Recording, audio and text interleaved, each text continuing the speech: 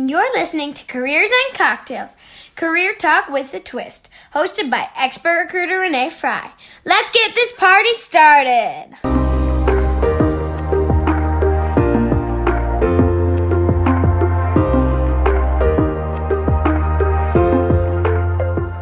Hey party people, welcome back to Careers and Cocktails. Today I'm here with Karen Lamb, one of my most favorite people, and she is going to drop a lot of value bombs on us. But first we're going to make her favorite cocktail, which currently is a Bourbon Old Fashioned. So why are you in this Bourbon Old Fashioned jam? I don't know, maybe it's a Corona thing, but it's a new drink for me. Is it really? Yeah, we were at a restaurant not too long ago, and they had a happy hour, and I was like, I'll try an old fashioned. We had one a long time ago at Black Sheep. It had an egg on it, like a frothy egg. It was really cool. That's not, mine does not contain an egg. Okay, that's okay. I'm sorry. I forgive you. And I don't know, it's just, maybe it's the smokiness. It's just so different. Typically, I'm a vodka soda person. Yeah. So it's just different. It's a drink you can just sip over a long period of time. Right. So I don't know. I've enjoyed, I think maybe it's come with age, just enjoyed what bourbon has. And awesome.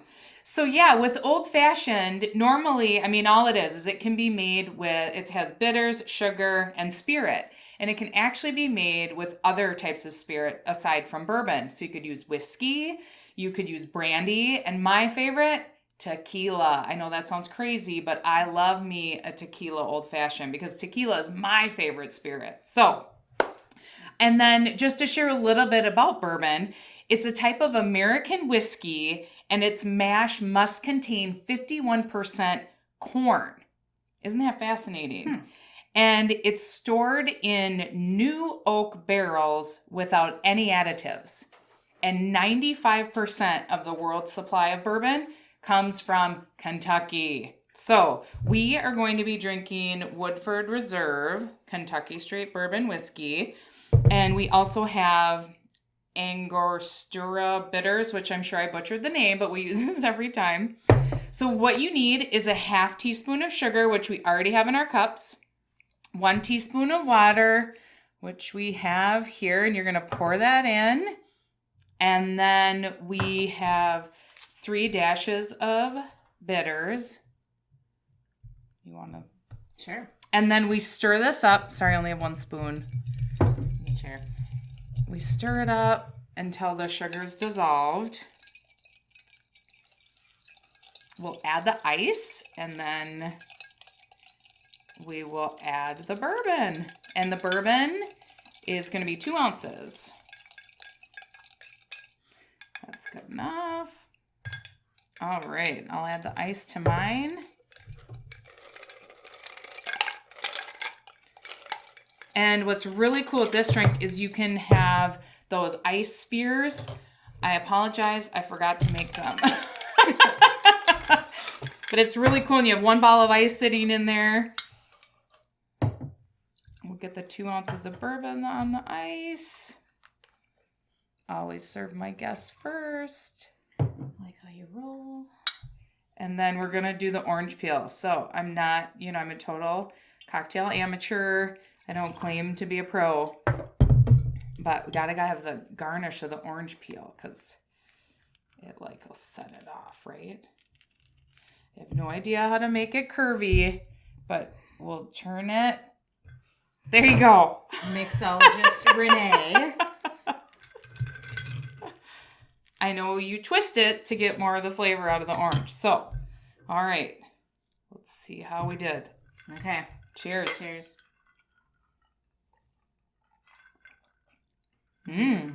And I feel like the longer it sits, it kind of absorbs that orange. And it kind of gets better as it sits longer. Well, and the ice melts as well. So, we're not shaking it over ice, which normally infuses the drink with like a quarter of water. Yeah.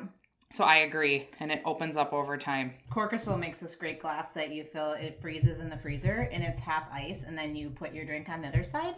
And so it doesn't water down your drink. Yeah. I haven't seen Heartland those. Sent us one in our swag package not too long ago. Oh, I'll have to check those out. Mm-hmm. Awesome. So Karen, tell us about yourself. Give us your elevator pitch. Oh, okay. Super passionate. I think you know that about me. Really, really driven. Super loyal. I feel like I'm a very loyal friend. I just have a passion for helping people. I think that's why this career has been a great fit for me. Yeah, that definitely shows through. Yeah, just overachiever. I think all my life, the bar's way up here and I try to hit up here. So always striving to hit huge goals. I love that. So I want to share the story of how we met because I think it can benefit people.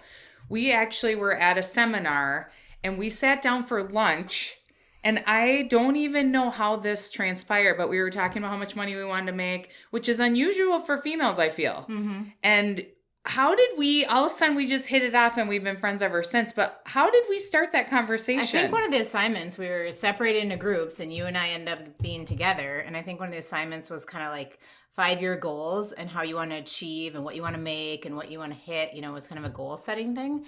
And you and I just aligned on so many things. And we were like, oh my gosh, I just found my new best friend. Right. But it's awesome to find those people that you can add to your network and then continue to grow with you and beyond, which I find, obviously it was total destiny for us to meet, but it was so awesome to have another female who had really big dreams and really big goals, because it's really hard to find, I feel. Yeah. Or women just don't talk about that kind of stuff as much as men, maybe. I don't know.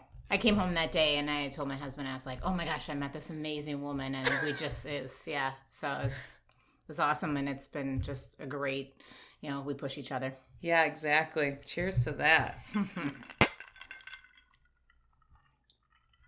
So what can we help you celebrate this week? Well, I just told you before we got started here, we have our virtual awards ceremony tonight, and we're going virtual because of the virus. We missed our conference this year in March, but June actually. So I don't know if I think I finished in the top 10 last year, but that's always a secret till the end because there's a few weighted factors on it. But I just came off my best month ever in sales in 12 years. So June was my largest. And during COVID. I know. Oh my gosh, girl. Yeah. Bowing down. That's incredible. Yeah, it was a fun month, and it wasn't just like one big opportunity. It was about 15 different opportunities. So it wasn't, we all have the big whales. So it was a super fun month. That's congratulations. Yeah, I love hearing that. So pretend I'm a kindergartner. I'm like a quarter of the size or 3/4 of the size I am. What do you do for a living, Karen? So Heartland helps people with their payments, so credit card acceptance in their businesses. We're a full liability payroll company, so we help serve our clients in the payroll space. Maybe it might be writing their employee manuals, job descriptions to protect their business. So a big thing is to put a big umbrella over their business to protect it against, claims, unemployment, things like that, to get their employees paid on time. And on the credit card side now with coronavirus, it's just been e-commerce has been huge for us. Oh, I bet. Online payments, people being able to get paid faster, hosted web payment pages. So you can just click on a link, pay your bill. Nice. So we really want to make sure our clients can get paid faster and that they have, the latest technology to do that. Awesome. And now I know you shifted from stay-at-home mom to career superstar. How long were you at home? How did you transition? How did you know you wanted to join the workforce? Well, I always thought I was just, a career woman, and I had my first child, and I just couldn't imagine anyone else raising him or, sending him off to daycare, and never thought I could make it work, but I did, and I stayed home for 7 years. I did some part-time jobs in that time, waitressing, things like that. And that's where I kind of found a love for sales. One of the part-time jobs I had at that time was working for a garbage hauler. And I did door-to-door garbage sales. Shut up. You've never told me that. Yeah. So I'd knock on people's door to see if they wanted to change their garbage service. And I just loved meeting people, serving people. And so that was kind of my start in sales because my background's hotel restaurant management. And so I stayed home for 7 years. And then when my daughter was my last child, entered first grade and was at school full time, then it was time for me to get back to work. Awesome. And were you nervous at the time? No, I was ready. You know, I was working a lot of night hours because you have to find people at home at night. Right. And so it was time for me to get working during the day so that I was home with them at night. Love it. Love it. And where did your desire come from to want to have your own career? You know, I've always been driven. I always wanted to have, you know, my own thing. You know, I think being a career mom, it's a good balance to have a career. Just like my kids now, you know, they're going to go to school and they're going to have a job at college and go to school. I think, you know, having a lot on your plate actually can help you do better sometimes. So yeah, it's just been, you know, being a career woman has always been a path of mine. And how did you find Heartland and knew it was the right fit? Because you've been there how many years now? It'll be 12 in December. Congratulations. So in my industry, that's ancient. Really? Yeah, the turnover is pretty high because we're 100% commission. So you really have to build relationships. So yeah, 12 years is a long time, I feel like, with the same company. So how many people in your cohort have been there 12 years? Or are you one of the very few? It's probably down to now, I would say in the direct selling field, there's probably only 20 or 25 of us out of maybe 1,500 reps that have that kind of tenure. Wow. I could be wrong because, you know, we're pretty independent entrepreneurs. And but 12 is a long time in the Heartland world. And what do you attribute your success to? Oh, building partnerships, building relationships. I think it's something I'm really good at. You are really good at, and maintaining contact. I mean, because you're part of some associations too, where your clients are a part of as well. And you always talk about them and the relationships that you have. And so I see that you value that, but how do you maintain that when you keep adding new clients to your book of business? That's probably one of the more challenging things is to continue, you know, the relationships with network partners isn't hard, but continuing the touch points with my clients.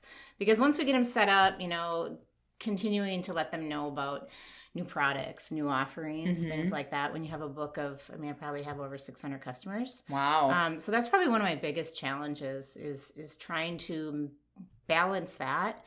And how does that, you know, communication go out? Heartland's done a lot over the years from a marketing standpoint. So I have a lot of support that way. Oh, nice. I have an assistant at our corporate office. So he gives me a lot of backup. And then my husband serves kind of as my service manager. Yeah. So it's really kind of balancing what does that look like. I mean, we have some restrictions on how much we can do on our own from a, you know, social media standpoint because we're a corporate corporation. So, you know, that's limited. It has to be approved. But yeah, that's one of my biggest challenges is to continually stay in front with the newest products and newest offerings. Sure. So how do you're in a really competitive space, and how do you set yourself apart from the competition? My famous line is service 101. I just tell, you know, when people ask how I've been successful, I think my industry is unregulated. And so the barrier to entry to get into merchant services is, you know, pretty low. So people look at it as a commodity, I think, sometimes. That's fascinating because I just assumed that you would fall in the same bucket as a bank, which is heavily regulated, and to find out it's not regulated. The only thing that's regulated is like what a bank can make on a debit card. So that's regulated. But the credit, you know, we don't have regulations as far as, I'll see statements and it's just strange verbiage all over the place. There's not regulations on that. And so for me, I separate myself really by the relationship. So if I ask, one of the first questions I ask when I sit down with a client is, when's the last time you saw your sales rep? Mm-hmm. And I would say 75% of the time, the answer is the day that they installed me. Because they get paid and they're out the door. We get ongoing residuals. So it really motivates me. And, you know, people open new businesses, owners sell, things like that. So really encourages me to stay in a relationship with them. Mm-hmm. And I'm here to serve my clients. Right. So that's a big difference. If you ask my clients what differentiates me from maybe someone they had before, I think they would say my response time and the service that I offer. Awesome. I love that. So I'm super loud in your face, wear my passion on my sleeve. You're equally passionate about what you do, but do you consider yourself an introvert or an extrovert? I'm curious. Oh, definitely an extrovert, but I do have times where I'm like, I need just me time. I need that time and that space to just, whether it's usually it's on a bike ride lately. I've been. Oh my God, you're going crazy miles. So whether it's a 50-mile bike ride, which I did last weekend, that's a lot of hours just to have to yourself. But definitely, I think most people would tell you I'm an extrovert for sure. Yeah. And how do you stay energized? So you take time for yourself, and then how do you stay, like even during COVID, where now we can't see people as much, how do you keep your energy with your extroversion up? Oh, well, Zoom. Oh, there you go. Right? How's that been for your clients? It's good. It's actually, I think, because I have clients all over the country. So some of the clients I've never met face to face. So it's been an opportunity to put a face to a name, because one of my biggest partners is in the point of sale space, and I work with their customers all over the country, and typically it's just email and phone calls. So it's given me the opportunity to actually meet them over Zoom, which I think it just builds a stronger relationship, right? Because you know who they are. It gets a little more personal. So as much as we're kind of all tired of Zoom right now, it does. This morning I had my networking group with 80 people on Zoom. Wow. And it's amazing how they pull that off. So I think that, just continually, we've gone out with some friends as we have a home in Wisconsin. So we're at the lake a lot and out on the boat and things like that. So we're still socializing a lot, just in really small groups. Sure. And speaking of network, with your big 80 people Zoom meeting, you're one of the best networkers I know. How do you network, and share some of your secrets, Karen? My biggest focus on networking is to align myself with someone that meets with the same client I do. So that would be, someone that in direct sales. So those are great partners for me. So maybe someone in the telecom space, food reps, U.S. Foods. I know people from U.S. Foods, Cisco, people that are I always say knocking on the same door I am. Sure. So that's always a good starting point for me. And then on the payroll side, it comes down to CPAs and accountants that I love meeting. I'm pretty strategic about how I go about those relationships. Any networking group, you're going to find kind of the multi-level marketing people and those, which nothing against them. I order from those type of people all the time. Right. But they're not really my target market. Right. When it comes to networking. Right. So meeting people that know the C-suite of a business or of a corporation. So I'm pretty strategic on how I go to market with that. And, just being direct and asking for introductions in my network, because it is pretty broad now after 12 years. Right. And, just this morning, it just amazed me how small the universe is. I got a text from a friend who owns an insurance company, and he said, "Oh, you got to meet this guy. He's in direct sales for this technology company." And then this morning, right after my B&I group, the business attorney says, "You have to meet this woman with this technology company," and it's the same company. Oh, that's funny. And they have like 20 employees. And so you were referred to the same company. Oh, with 2 contacts at the company. In literally 9 hours. Oh, yeah, that's amazing. I'm like, that is a small universe. So right. It's just, and I emailed her. I'm like, someone last night introduced me to Matt. And she's like, "I'm convinced Matt knows everybody in Minnesota." Oh, that's funny. So they want to talk there. She just acquired the company, so she wants to talk about payroll. Awesome. But it's funny how it works that way. Yeah, for sure. So it's not all rainbows and unicorns. What's your biggest failure, and how did you overcome it?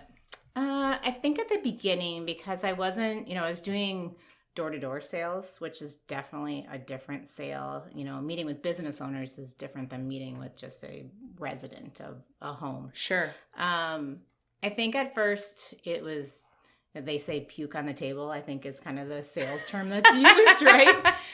I wasn't an active listener the first few years, and I had a lot. So are of you failures. talking back with the garbage sales, or are you talking about? No, now with Heartland. So got it. I think at the beginning it was like I was so passionate and so excited about Heartland and what we had to offer. Yeah. That it's like, let me tell you everything I have to offer. Sure. Right? Instead of actively listening and saying, how did you get in the business? Tell me a little about yourself. And I can't tell you how many times someone would walk up to me and go, oh, here's my credit card statement. I suppose you want this. And one of the biggest tricks I learned was I would turn that over and I would say, I have not earned the right to see that yet. So it would kind of put them at ease, like, oh, you're just not going to be like the rest of them that just want to lower my price or cut the price. Right. Great tactic. Where'd you learn that? I think from a sales coach. So it was really, just turning it around, like I said, failure at the beginning is just talking too much, not being enough of an active listener. When did you make that determination that you needed to change your approach? After 2 years of not being very good in sales. Oh. And getting a business coach. Got it. Yeah, I remember. So I graduated college and went into insurance sales, and I would go door to door, business to business, to try to get in touch with the controller to quote their business insurance. And then I would go back to my office at night and call out of the phone book to quote individual auto and home insurance, right? And as I reflect back, I was like you, like, let me tell you what we can offer you. And I wasn't looking around their office to say, oh, how old is your kid? Yeah. Or I was all like straight direct, straight business. And I'm this like 24 years old, 22, 23 years old.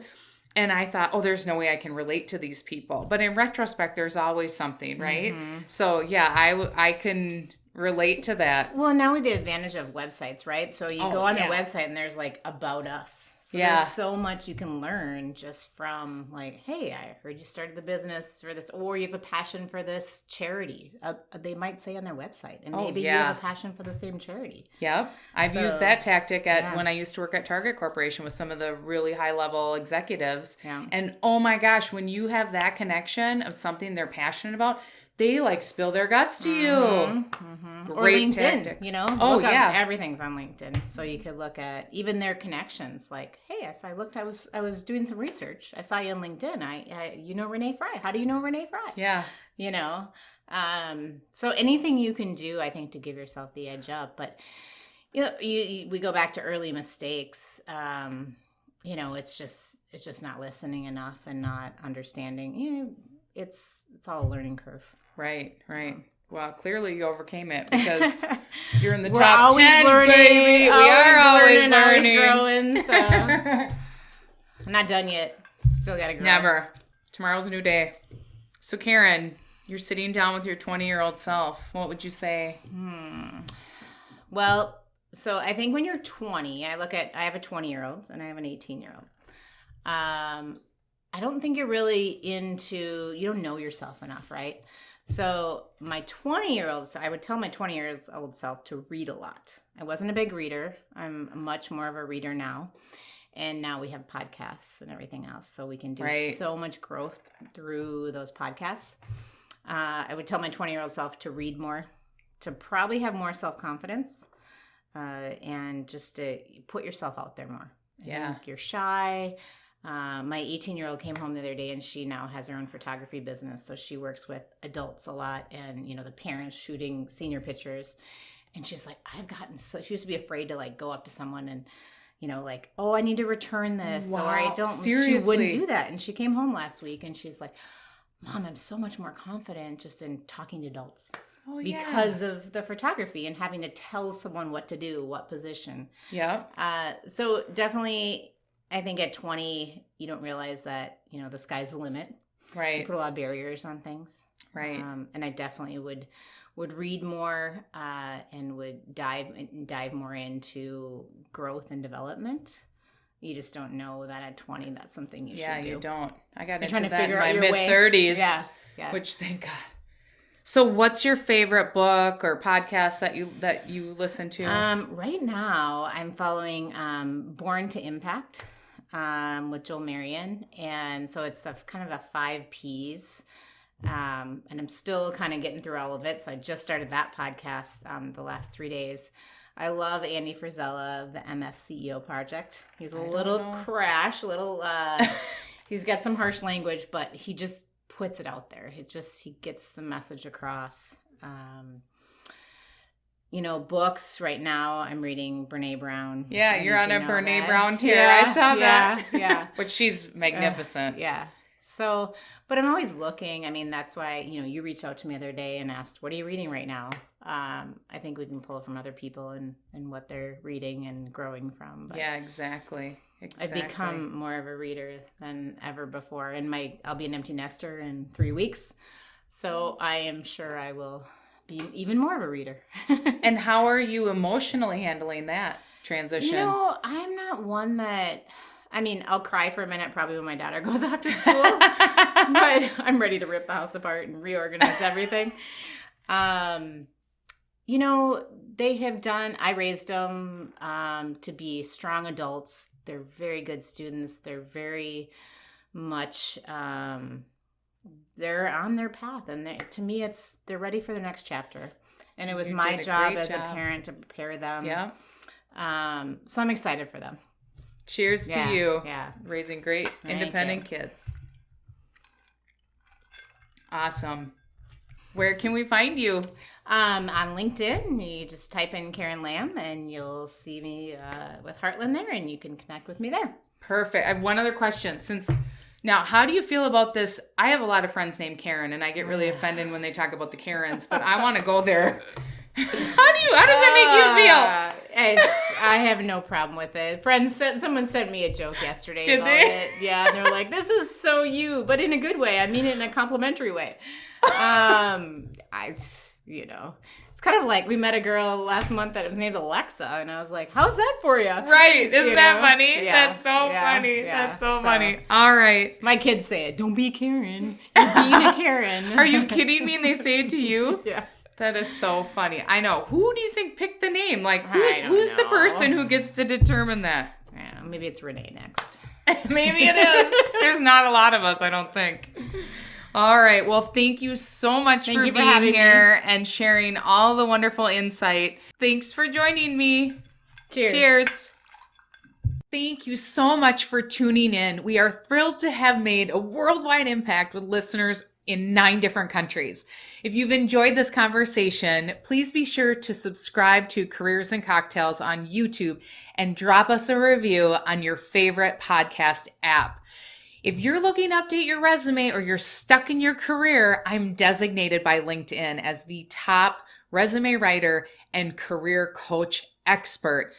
I even created a resume and e-learning course to help you if you want to do your own resume. It's super simple and extremely affordable. Go to careersandcocktails.com to learn more.